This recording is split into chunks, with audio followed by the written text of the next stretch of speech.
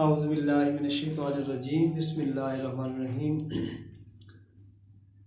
الصلاۃ والسلام علیکہ یا رسول اللہ وعلی آلک و اصحابک یا حبیب اللہ۔ سامعین محترم، تمام سننے اور دیکھنے والوں کو ماہ مقدس کی آمد بہت بہت مبارک ہو۔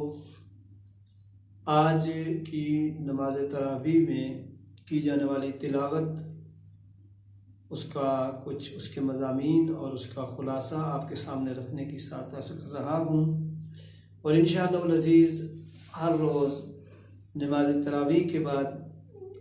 تلاوت کی جانے والی آیات طیبات کا خلاصہ آپ کے سامنے رکھنے کی ساتھ کروں گا۔ تو آئیے آج کی پہلی تراویح اور اس کے اندر سورہ فاتحہ اور اس کے بعد سورہ بقرہ کی آیت نمبر 1 سے لے کر 176 تک ہم نے تلاوت کی، اور آج سورہ فاتحہ جو کہ مکی سورہ پاک ہے اور سورۃ البقرہ مدنی سورہ پاک ہے، اس کے اندر جو موضوعات بیان ہوئے، سب سے پہلے اللہ کی ربوبیت و عبودیت، اس کے بعد پھر صراط مستقیم، قرآن کتاب لا ریب ہے،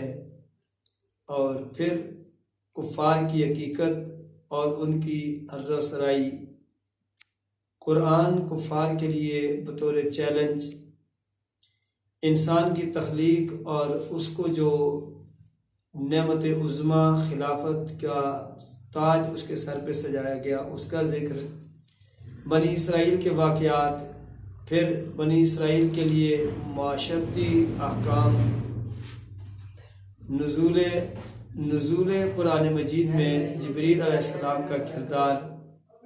پھر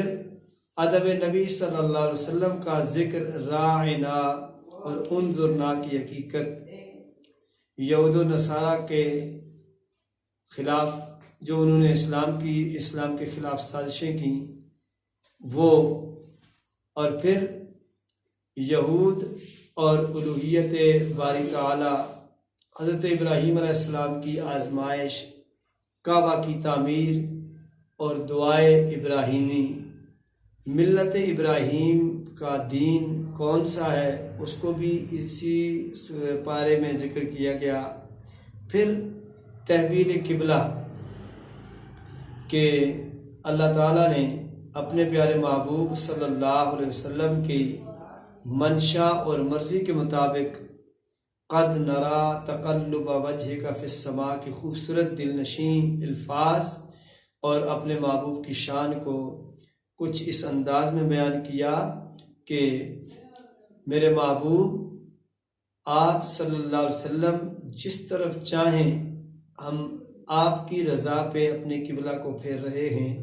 پھر اس کے بعد مسجد حرام کی اہمیت، اللہ کا ذکر اور نماز، اور ساتھ ہی نماز اور صبر سے مدد،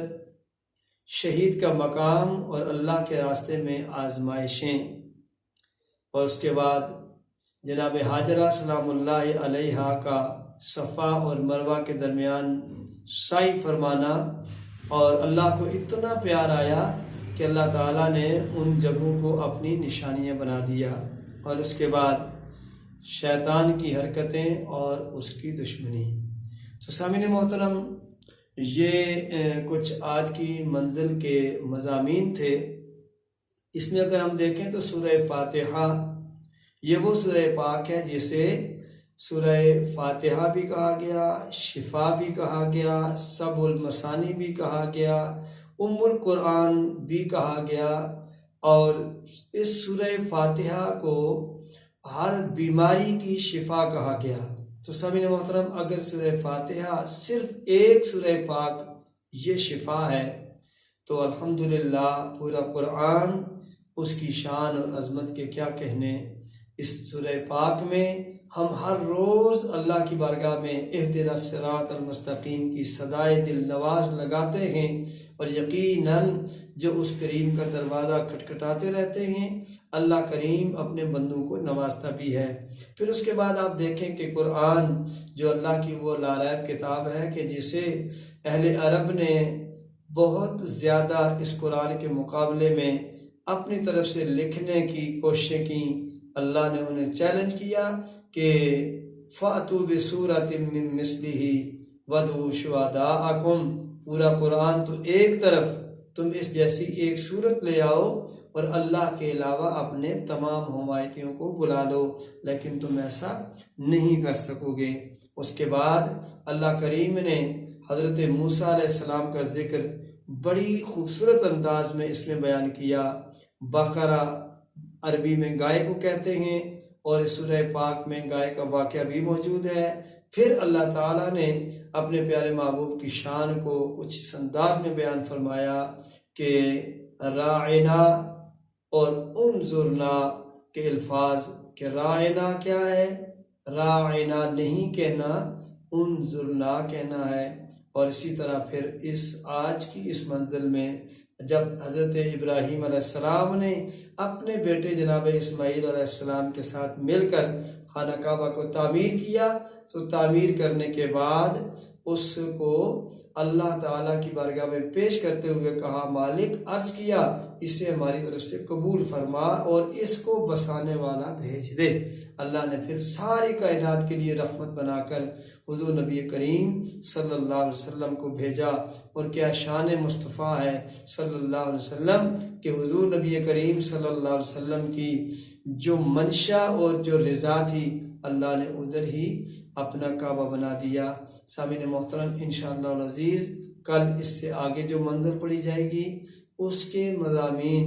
اور اس کے مفہوم کے ساتھ آپ کی خدمت میں حاضر ہوں گے۔ آج کی اس منزل کو اور ان تمام تر مضامین کو قرآن کی روشنی میں خود بھی جو وہ سمجھنے کی کوشش کریں، اور اس پیغام کو جتنا زیادہ ہو سکے آگے شیئر کریں۔ اللہ تعالی ہم سب کو فہم قرآن کی دولت نصیب فرمائے۔